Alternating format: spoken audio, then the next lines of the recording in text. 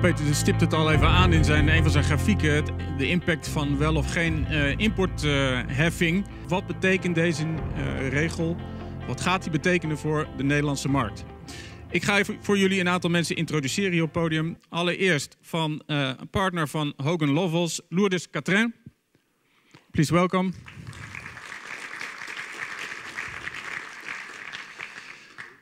The president of EU ProSun, Milan Nitzschke. Welkom. Van namens AFASE, Klaas Galama.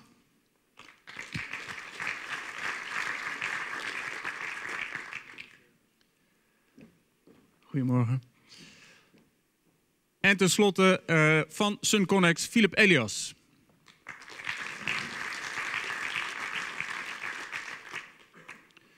We gaan het als volgt structureren.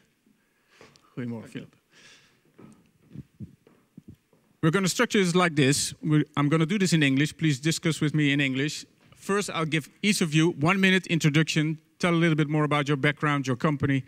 And then we have a 2-minute introduction, 3-minute introduction by Lourdes about the facts of the EU anti-dumping rules.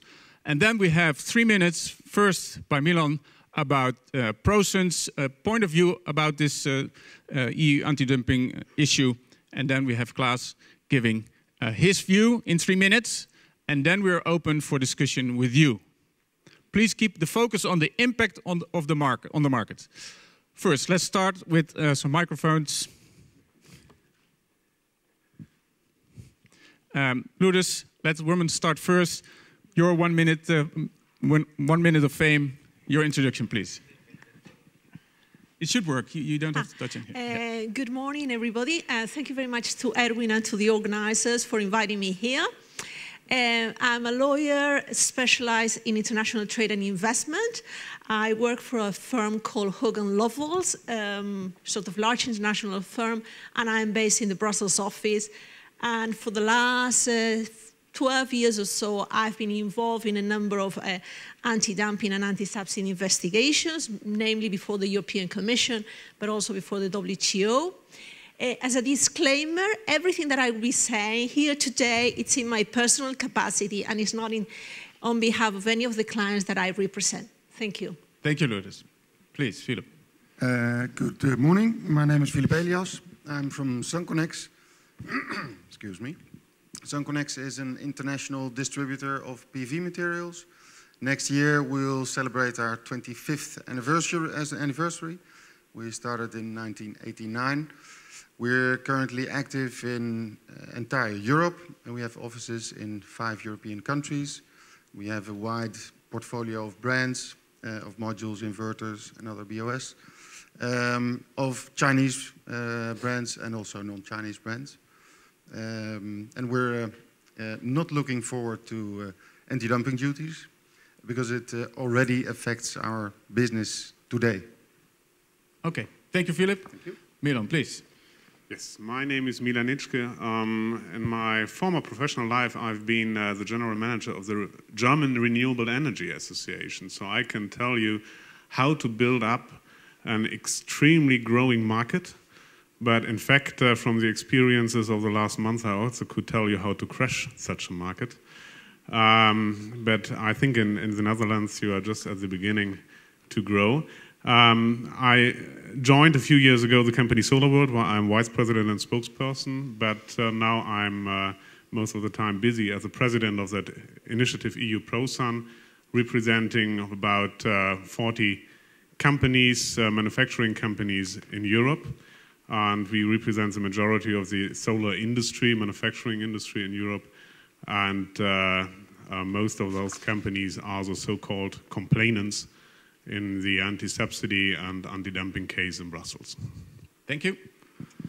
Klaas, please. Hello, my name is Klaas Galama. I'm into solar since 2008 as a PV distributor. Today here for AFASE. AFASE represents more than 550 companies, which is about 64,000 people involved in solar in Europe. Thank you. Okay, so let's start off with a 3-minute introduction by Lourdes about the facts and figures. I just want to go directly to slide 4, the timeline. This one? Yeah, perfect. Okay. In the interest of time, we're just going to sort of jump very quickly into this slide. Thank you. There are some others, and I'm very happy, to expand in any issues if you do have questions. But let's say, how everything started. Well, around last summer, a group of companies under the umbrella of EU ProSun that represent approximately 1/3 of the European producers of module cells and wafers went to the European Commission in Brussels and filed 2 complaints. One was an anti-dumping complaint, and the other one was an anti-subsidy complaint. And these complaints resulted, if you see the blue part up there, that refers to the anti-dumping investigation, and sort of the brownish side refers to the anti-subsidy investigation. And there's a lot of parallelisms between the 2 investigations, and to be frank, the important one is the anti-dumping because the margins are out, and because of the rules, more or less, they will stay around that level. So first, 6th of September, the anti-dumping investigation was initiated, and since then, approximately up until like a month ago, what happened was a group of European Commission officials have spent significant amount of time and resources checking the data provided by the companies that have participated in the investigation. So that includes the 1/3 of European producers that are complaining, that includes the Chinese sample producers, that includes perhaps some of you around here, as installers or users that may have been participating. And in all this process, the Commission put all the findings together and has come to the conclusion that there is dumping. There appears to be injury to the European industry as well, and that it is not against the interests of the European Union to impose provisional anti-dumping measures. As you probably have seen from the press, approximately the dumping margins are up to 100%. The injury margins are on the range of 50%. And what this means under European rules is that the duty will be set at the level of the injury margin because that's the lower. And then they've also have gone through, certainly AFASE and many other companies, and they have sort of concluded that it is not against the interest of the European Union to have these duties in place. At this very moment, where are we? Well, we are we are almost at the end of the consultation process of the European Commission with the member states. Under European rules, the decision to impose provisional measures is within the European Commission. However, they have to consult the member states. So by tomorrow, all the 27 member states will have to say whether they agree or they disagree. But as I said, that's only a consultative process. So most likely, the Commission is going to go ahead, and probably, I think by the 4th of June, a regulation will be published in the official journal, and by the 5th of June, the anti-dumping duties will be enforced. 2 months later, so if you go there, you see down there 7th of August 2013, so let's say around mid-July, we will also probably know the results of the anti-subsidy investigation. But as I said before, it would seem unlikely that the Commission will be planning to impose any additional duties to the anti-dumping duties because of the very high injury margins. Then what is going to happen? Well, we have like around 3 months, I think like by end of September, early October, the European Commission needs to come out to the final conclusions on both. And you will see that at the end, both the anti-dumping, here you see that even though there's a 2-month difference between the 2 investigations, towards the end, they will coincide. So what this means is somewhere October, early October, there will be a Commission proposal, to either to impose or not to impose measures. That proposal will have to be adopted by the European member states. All member states have 1 vote, so 1 country, 1 vote. And If 14 member states are against a proposal to impose duties, the proposal will not go through. And this happened actually earlier this week. On Tuesday, the European Council blocked the imposition of measures on polyethylene for plastic bottles. That's the, no, this is crystal, the typical plastic, the typical polyethylene you use for plastic bottles. Okay, so what is the aim of this case? And with this I finish. Okay. Is that prices of solar module cells and wafers in Europe will increase. It will increase because Chinese imports will be subject to anti-dumping, to duties in the range, let's say, of 50%, and because the aim of these proceedings is to allow European producers to increase the prices. The duties will be in place in principle for 5 years, and only time will tell whether the aim of the duties will be achieved or not. Thank you. Okay, thank you.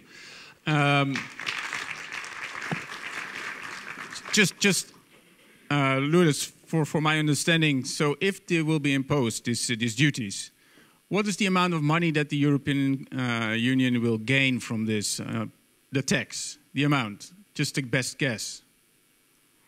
Well, this is the largest ever trade case initiated by the European Union. It is reported there is 21 billion worth of solar products imported from China into the European Union.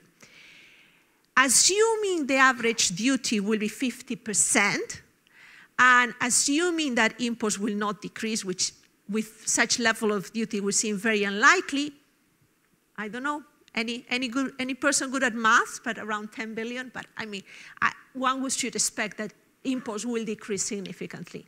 Huge amount of money. Okay, now that we know the facts, let's go to the opinion. First, Milan, I give you the floor in 3 minutes. Please make your plea why you think this is a good measure and how it will help and impact the market. So, first of all, again, speaking about market growth, I believe that you can only build up a sustainable market and sustainable market growth if you apply international rules. That means if you not allow breaking the rules continuously. But this is exactly what happens. China is breaking the rules every single day. So as you have heard now, the calculated dumping margin is 100%. Even if the tariffs will never reach 100%, but maybe 50%, the dumping margin is 100%. Can you believe, you in your business, as wholesalers, installers, and so on, that a competitor comes around and tells your customers, I'm offering the same product, I tell you it is the same product, for half of the price. And then you ask them, how can you do it? You also have cost. Yes, I also have cost, but I'm financed by the state of China. You have two opportunities. The first one is to go bankrupt. The second one is to go to China and ask them if they would subsidize you too. But in fact, I don't believe that China will continue subsidizing the whole solar industry, the whole solar business in Europe for the next years. So what are they going for? Now the Chinese market share in the European solar market is 80% or even more. This is very close to 100. So it's about building up a monopoly. And that never brings prices down. It will increase prices in the future. So you can't build up a sustainable solar market on Chinese dumping. That will never be possible. Okay? And on the other hand, what you lose with getting a monopoly is you are losing competitors, you are losing the incentive for technological development, you are losing a variety of products. I strongly believe that you do not only want to offer your customers cheap Chinese modules, but also European modules and high-quality modules. But you will lose all of them because in 12 to 24 months, everybody who's manufacturing solar modules in Europe and the United States and in big parts of Asia will be dead if dumping continues. Nobody can compete with prices that are lower than the cost of production, and I mean the cost of production in China. Nobody can compete with it. So at the end, you only got the Chinese left. So, but what it's about now is not to say China go home? Absolutely not. We need Chinese competitors in the market, and they are highly welcomed, but without dumping. What we only want is to apply the rules, WTO and European rules. Dumping is forbidden, illegal subsidies are forbidden. So just the only measure that is foreseen in the legal framework is in first instance anti-dumping and anti-subsidy tariffs. So that's what the European Commission now proposed anti-dumping tariffs to impose. And after that, everybody is welcome to make proposals how to find alternative solutions. So there's a lot of talk about negotiations and so on, but I can tell you, within 3 years, Chinese manufacturers are dumping.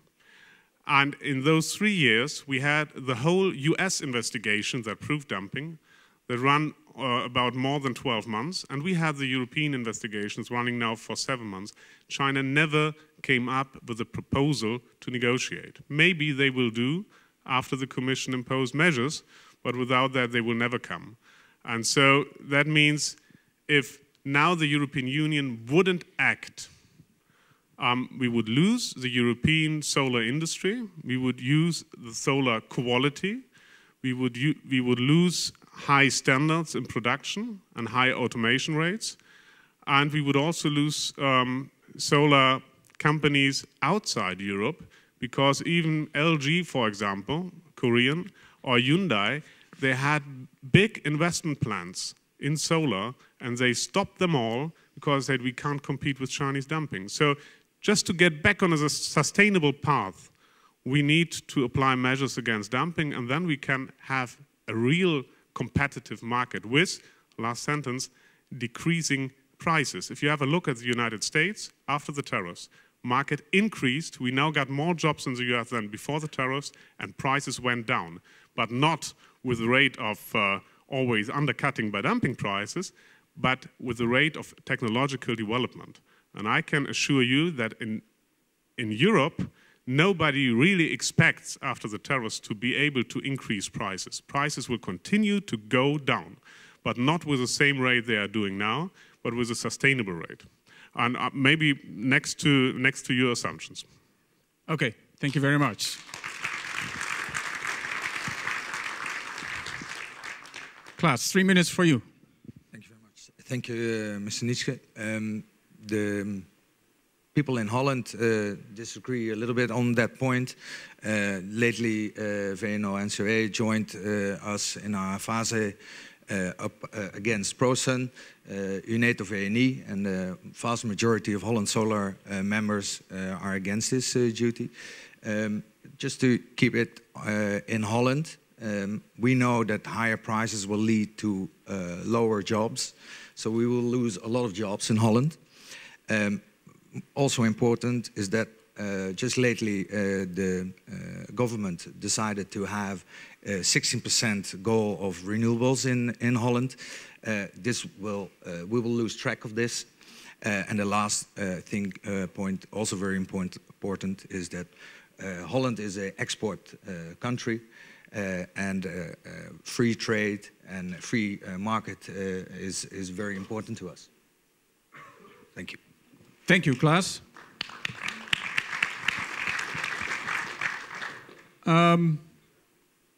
I'll give the floor to you. If you have any questions, please try to focus on what the impact could be on the market development. If you have any questions, please raise your hand or raise your hand and then use the microphone. Edwin, we have 4. Did I say 3? No. Oh.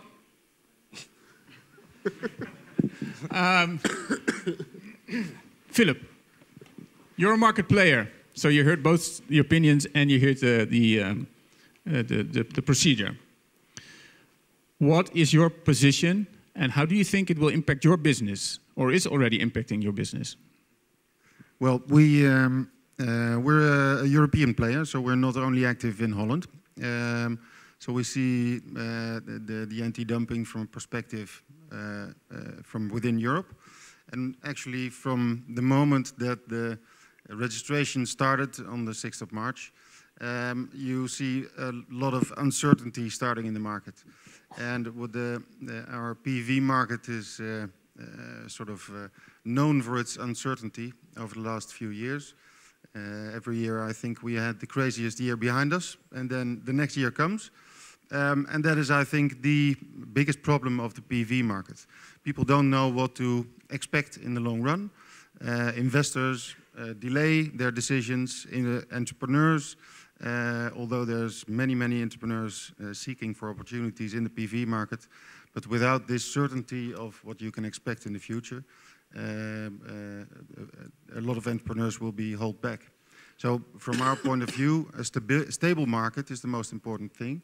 And you see the moment that there is instability, that people don't know what to expect on a level of prices, on availability, on which brands will be available and in the market. People just delay their decisions, and we see decreasing demand immediately.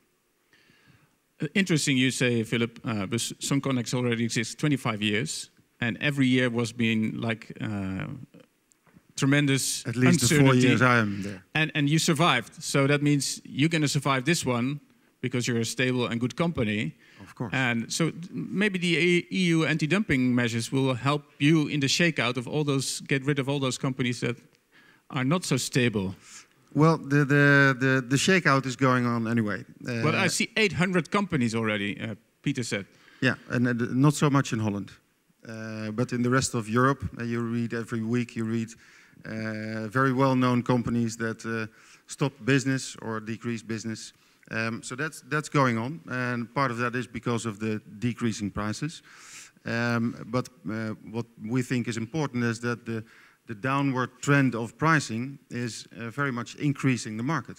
And so for us, Europe as a whole, we have great ambitions in our sustainability goals for 2020, and the decreasing prices very much help us. So in fact, China sort of subsidizes our sustainability goals. A few years ago, there was a lot of demand for PV, but the production capacity was very limited. The Chinese government supported manufacturers to increase their production capacity very rapidly, and that is why we have seen a lot of growth in the European market. And now we need that capacity. The capacity of the non-Chinese producers is way too small to cover the demand in Europe. How do you know that? From various sources. Okay. Questions from the audience. There was a question somewhere. Yes, please. Peter, use the microphone.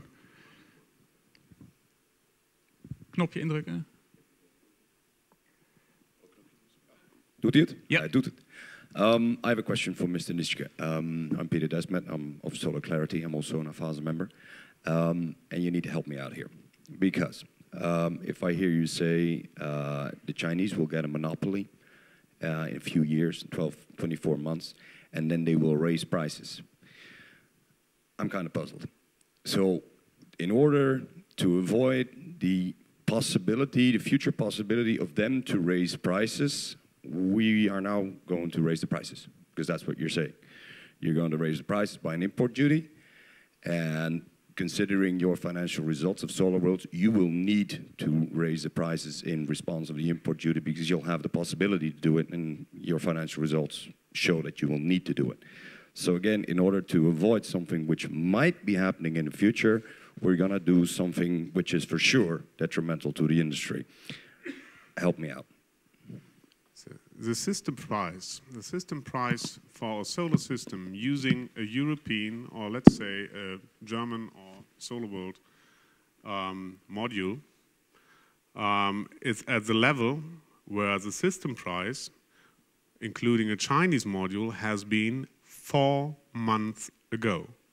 So everything we are talking about is a reset of prices about 4 months, not more. China is continuously undercutting and making losses with that. They're burning money. There will come the time, and it's not so far away, when they will stop burning money, and then you have to pay the price for it. If you have a variety of competitors that we still have in the global solar world, if you have a variety, nobody can increase prices. If you have a monopoly, they will increase prices. And what I told you before is, just let's talk about my own company where I work for. We will not increase prices, we will decrease prices. So just based on the technological development and on the efforts we make in our factories in Germany and the US where we produce.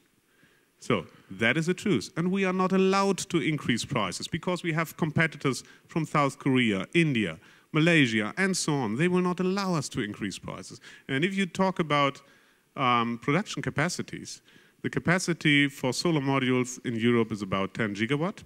The demand is expected to be 12 to 15 gigawatt in Europe this year.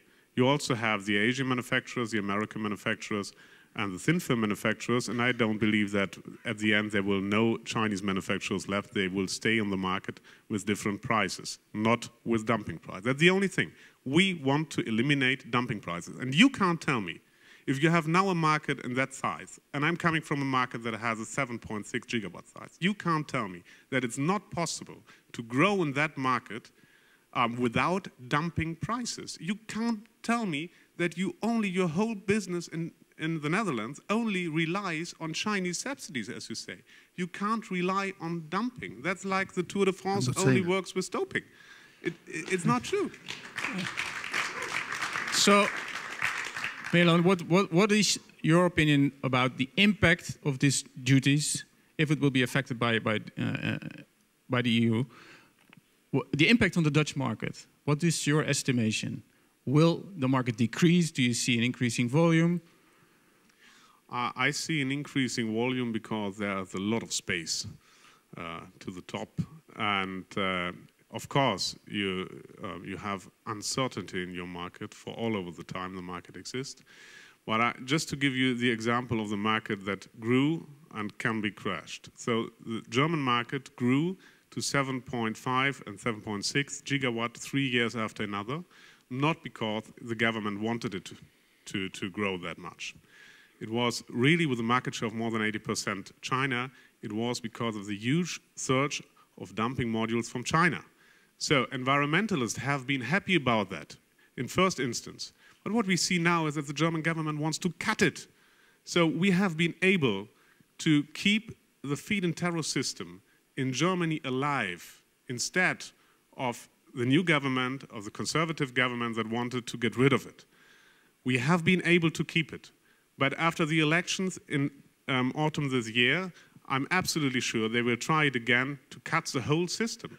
And if we again would have volume of that, like 7 gigawatt, 5 to 7 gigawatt, for 100%, they will cut it down to 0, because then they will fade out solar feed-in tariffs. And you have the example in Italy. It went up from 2 gigawatt to 3 gigawatt to 9 gigawatt. And then it crashed because the government said this was 9 gigawatt Chinese. And then it crashed down to 3 and now again to 2 gigawatt. This is the Italian market now. We have seen sinking prices, decreasing prices for the last 3 years. And the same 3 years, we saw a decreasing market volume in Europe. Okay, let's give a response by Klaas. Mr. Nitzschke, you can't believe that the Dutch market is only able to fly on a low price. But a big price. On a low cost. We need a lower price because the Dutch market was one of the few markets that had almost no subsidy, not like there was in Germany for a long time. In Holland, the market started to fly since last year. Very quickly because of low system cost and low installation cost. This is what in Holland is very necessary to keep this going on, keep the jobs running and increasing like they are right now, and not with an anti-dumping in place, because that will mean that the Dutch market will basically die. The Dutch market was one of the few markets that was reached grid parity on a residential level in Europe. So you believe, Klaas, the Dutch market will collapse this year already? It will immediately affect our business. The same business as... To what amount? So it will impact your business. Philip talked about that as well. But how much will it impact? Peter showed some very positive figures. about the expectations for the market. So what would be your figure for this and next year if this measure will be... I don't know exactly know a figure, but what I personally believe is that the company will be thrown back to 2012, 2011. So no growth, decreasing markets? Yeah, you believe in absolutely. decreasing markets? Yes. Philip, is that also your opinion? Yeah, absolutely. It of course depends on the level of the anti-dumping duties that will come out. But only the uncertainty already, without us paying the duties at this moment, already decreases our market. We see concrete examples of projects that are being planned, that are being financed, and that are on hold now because people don't know what to expect. And if the prices are increased by a substantial amount, then the calculations are just not viable anymore and the projects will be cancelled. Lourdes, you had to make a comment on that. Yes, if I may. First, on the impact of the duties, there are ample studies, and these are independent studies of, I think, a recently published report look at 40 cases in which anti-dumping duties were imposed over the period from 2000 to 2008. And it shows that on average, the importing countries, so in our case in solar would be China, would be losing, you know, like 2 or 3% or up to 10% market share, which normally it was gained, most of it, by third countries. So for instance, I suspect that in a case like solar, it could be Taiwan, it could be India, it could be another countries. But producers, so the complainant producers, only managed to increase their market share in Europe like on average 1%. So would that be sufficient for you, Mr. Nitzschke, 1% gain in market share to survive? Not really, but you have to see that the underutilization of European companies is also, like in China, it's about 50%. So we could produce much more than we already do. And we have, and that's the truth, that's not marketing, we have the better technology because everything what is built up in China has been used before, for example, in Germany, has been invented in Europe. So we have the higher automation rates. You can't compare solar modules with mobile phones, cell phones, computers, whatever. They have to produce reliably 25, 35 years electricity. So therefore, you need that better technology. And so I'm absolutely sure that it will be possible immediately to increase the market share of the European manufacturers, just as it happened already in the US after the tariffs. At the moment when we are not always being undercut by Chinese, because the system is not that we have too high prices, the system is that we come with a low price, and the customer says, of course, you are the customers, and they say, oh, but now I asked someone in China about that price, and they say they would be 30% cheaper. And it doesn't depend which price you offer. It is always like that. So, and this, only that has to be stopped. Okay. So that's all. Another comment. I have never heard in my professional life a complainant that is fighting hard to have duties imposed that says they will not increase prices.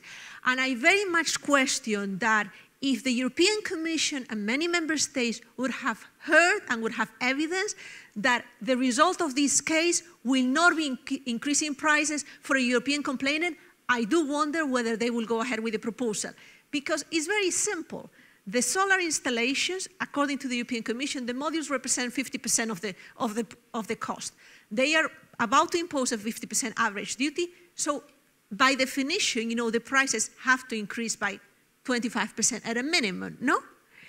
It's always the case that the complainants have increased prices in the past. So I really find it very, very, very difficult to believe that you will not increase prices, and I would find it impossible to believe that people will continue supporting this case if they were to know that you were not going to increase prices. That is just a short answer, because this makes me wonder a little bit, because the usual argument is that the European Commission, European interest, and also the member states would be against the imposition of tariffs they would not follow the industry as the complainants, because that would lead to increasing prices. Now, I tell you, it will not lead to increasing prices for European products, but it will, of course, lead to increasing prices for Chinese products. So you will not see again, at this time at least, you will not see again a price of, let's say, 40 euro cent for a Chinese module per watt, because the production costs of that bloody module in China are 80 euro cent. So they will no longer be able to offer it for 40 euro cent, and you will lose that price in the market. But the price for the other competitors, I'm not talking only about Europe, but Europe, Asia, US, all the rest of the world beside China, will not be able to increase, really substantially increase prices. They will be competitive. That's not true. Wait a second. So what is the price, for instance, SolarWorld is offering right now? This is, I don't know if I'm allowed to say that. It's not my role here, and I'm here for EU ProSun, but it's in the range, everything. I guess the European manufacturers are in the range between 60 and 70, sometimes a little bit more than 70 euros. And that's it right now. And you believe it will either decrease rather than increase? It will decrease rather than increase, but it will not decrease the same rate we saw in the last month. Okay. And just the American example, and they impose tariffs by 30%. The American example is growing market, imports from China, including the circumvention imports, went down by 70%. So the domestic market share grew, and also the market share of non-Chinese, non-American manufacturers, especially Europeans, grew, and the prices went down because of competition. Okay. First, Philip, and then Klaas, please. Yeah, first of all, it's absolutely not true that the prices of, for example, European producers are not increasing or even decreasing. What price increase do you see already? We see already price increases of various European brands of, say, 10 to 15%. 10 to 15% increase. I'm saying we see amongst our portfolio brands. So the reason behind it is that there is a shortage. So they is it only a time-limited shortage, or will that shortage remain? That I cannot predict exactly, but at least for the coming period, we do expect a shortage in non-Chinese brands. So it's a simple supply and demand play that they're doing, and they take the chance to increase their prices. So on the whole range, prices are increasing at the moment. And going back to the previous discussion, I think one thing we have to keep in mind is that we saw in the presentation of IHS that we're now into a commodity product.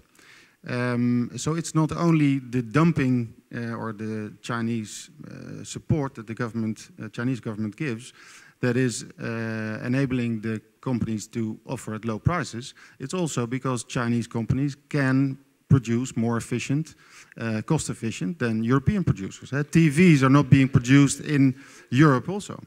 Okay, point made. Klaas, you had a brief reaction? I see the same thing on European modules, at least 10% rise as a distributor. But if the duties are imposed, we're looking at a price level for Chinese modules even higher than most of the European brands. It is, I think, the economic way that it is very likely that European-made panels will be at the same price level as a Chinese or even above, because they will think it's much better to use a European module than a Chinese module, which is absolutely not true. And in reaction to your talk about America and Europe are completely different at the moment. American imposed duties on a cell level, and in Europe it's about a whole module. So it's what we say in Holland is comparing apples and oranges. It's applied to the modules. Wait a second, Milan, because we're talking also about the escape routes now. In the US, you had the Taiwanese route, so you use Taiwanese cells made by Taiwanese companies for Chinese module manufacturers, etc. Will there be a possibility to escape from these EU duties through a creative route? I know entrepreneurs are always smarter than government people. So I have heard already some rumors about the Croatia route. A Croatia route, yes, I'm not going to explain that. But aren't there any ways to avoid this? And will the impact then, in the end, also be zero? That is possible. I've been to China last week, all week, discussed with several manufacturers. And of course, like in America, where it was on a cell level, by buying Taiwanese cells or Korean or whatsoever cells, they can ship the same amount of modules into America, and therefore the American market had the same playing field as before imposing the duties. So the market still flew, and in Europe we see manufacturers thinking about setting up manufacturing plants in Malaysia or other countries. Okay, any other, Milan, aren't you afraid that there will be very smart escape routes to avoid all these import duties? In general, there will be a lot of companies that will try to escape the tariffs by circumventing the measures in some way. But the question is how the custom officials will go against that. And maybe that's a question to the lawyer. What happens to someone who obviously or proven circumvented the tariffs in an illegal way? But just to have again a look at the United States, we really feared that the loophole in the United States, Chinese modules using non-Chinese but Taiwanese cells, would be too big.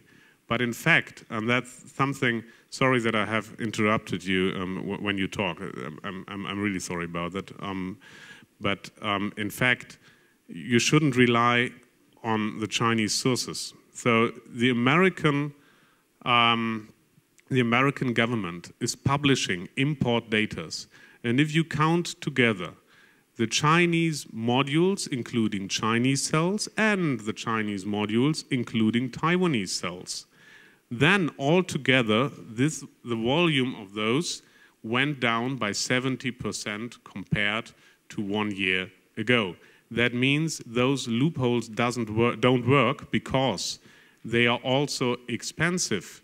So Chinese manufacturers can use the loopholes, but they have to pay the Taiwanese for the cells and for transportation costs and so on. So at the end, they are no longer exporting the same volumes to the US. That's exactly what we want. And in Europe, the proposal is much smarter. So we will not see so much loopholes here.